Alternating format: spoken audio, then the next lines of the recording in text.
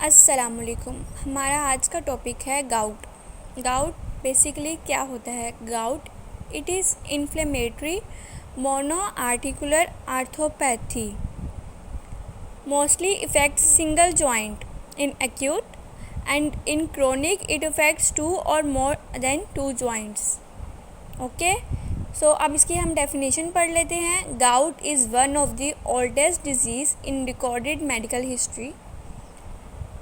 Definition: It is disorder of purine metabolism in which abnormally high levels of uric acid accumulate in the blood. Uric acid के high levels blood में accumulate करने लग जाते हैं, जिसे हम कहते हैं हाइपर यूरिसीमिया। इसकी प्रेवलेंस देख लेते हैं। ये सबसे पहले तो one of the oldest disease of joints है ये। Number 2, rarely occur in young girls but with age prevalence of gout increases due to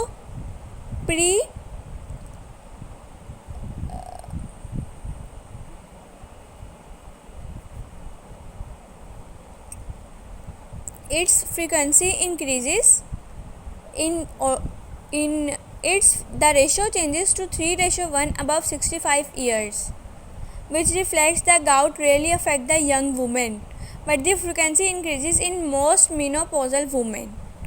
इसकी फ्रीक्वेंसी इंक्रीज़ कर रही है वुमेन में due to most menopausal women की वजह से। ओके, नेक्स्ट पॉइंट है इसकी कैरेक्टरिस्टिक्स में क्रिस्टल डेपोजिशंस और बन रही हैं बोन्स एंड सेलुलर टिश्यूज़ में। Above 30 male to female ratio इसकी 4:1 है और ग्रेटर दैन 65 इसकी रेशो 3:1 है।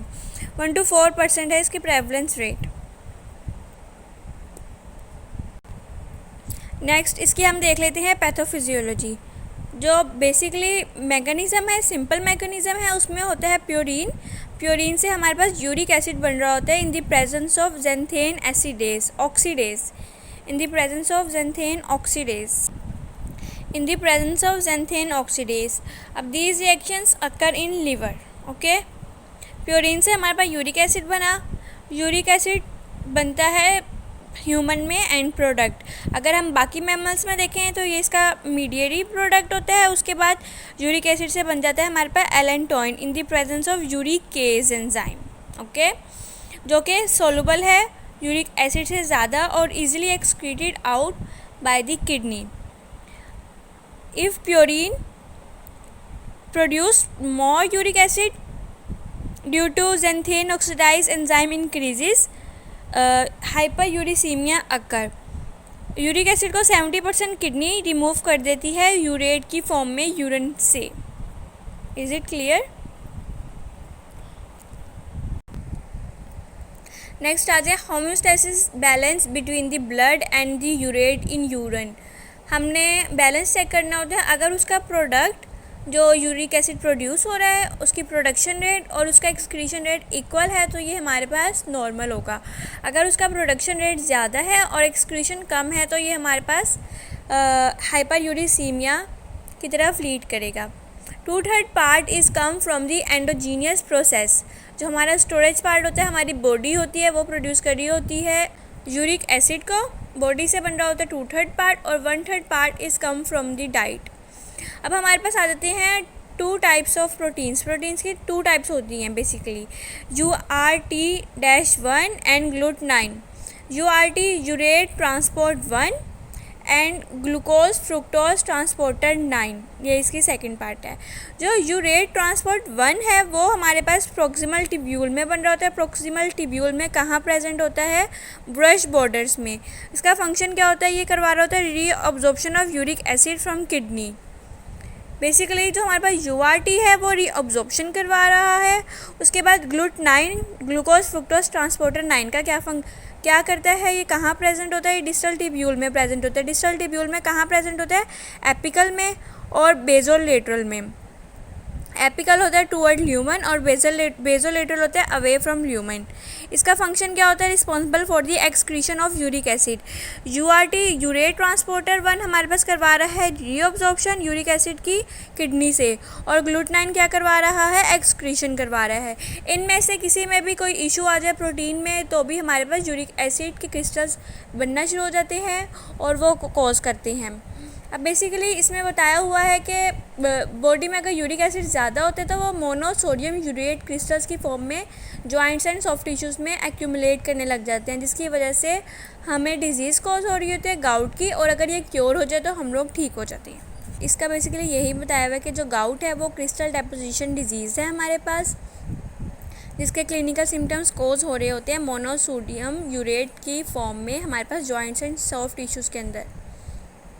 यूरिक एसिड एंड प्रोडक्ट है प्योराइन मेटाबॉलिज्म का ह्यूमन में, जो मैं आपको बता चुकी हूँ पहले भी। उसके बाद इसकी इटियोलॉजी पे आ जाएं। Absence of enzymes and thin acidase की वजह से भी डिजीज़ हो रही थी हमारे पास। इनएक्टिविटी हो जाए प्रोटीन की, इनएक्टिविटी ऑफ प्रोटीन में जो ग्लूटाइन पड़ा हमने, उसके बाद हमने यूरेट ट्रांसपोर्ट 1 पड़ा, उनमें कोई इशू आ रहा है तो भी इटियोलॉजी कॉज करेगी, और किडनी में भी कोई फंक्शन डिसेबिलिटी हो रही है या कुछ भी हो रहा है तो भी इसकी इटियोलॉजी कॉज करेगी। अच्छा, अब हम बात कर लेते हैं इन्फ्लेमेशन किस तरह स्टार्ट हो रही है। Presence of monosodium glutamate present है, हमारी बॉडी आइडेंटिफाई करेगी इसको फॉरेन पार्टिकल के तौर पे। फैगोसाइटोसिस स्टार्ट हो जाएगी, साइटोकाइंस इंटरल्यूकिन 1, 6, 9 प्रोड्यूस होना शुरू हो जाएंगे और इन्फ्लेमेशन स्टार्ट हो जाएगी। उसके बाद इसके साइन एंड सिम्टम्स किस तरह के हैं। इसका ऑनसेट ऑफ पेन कितना है, 12 to 24 आवर्स। सबसे पहले ये फीट के थंब में स्टार्ट होती है पेन। मेटाटोर्सोफिंजल जॉइंट्स है इसकी लोकेशन पेन की।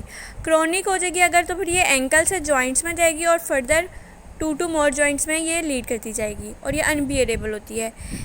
इसके अलावा helix bone in year in mild cases में, हेलिक्स बोन ईयर की बोन में भी पेन स्टार्ट हो जाती है, लेकिन इतना हम इसको रिकग्नाइज़ नहीं करते। मेडिकल ट्रीटमेंट में आ जाते हैं कोल्चिसिन। कोल्चिसिन बेसिकली क्या है, एंटी इन्फ्लेमेटरी ड्रग है जो कि पेन कंट्रोल के लिए दिया जाता है।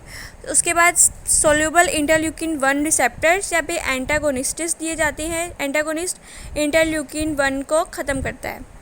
सोल्यूबल इंटरल्यूकिन 1 रिसेप्टर क्या, उसमें 2 आ जाते हैं, यूरिकोस्टैटिक्स जो कि एंजाइम को कंट्रोल करता है, और यूरिक जो कि ग्लूटामाइन के अंदर अगर कोई इंक्रीज़ हो रहा होता है तो उसको ख़त्म करता है, उसको सही करता है। इसका परमानेंट क्योर होता है, और ये परमानेंट क्योर नहीं है ये दोनों, लेकिन ये दोनों इसके परमानेंट क्योर हैं।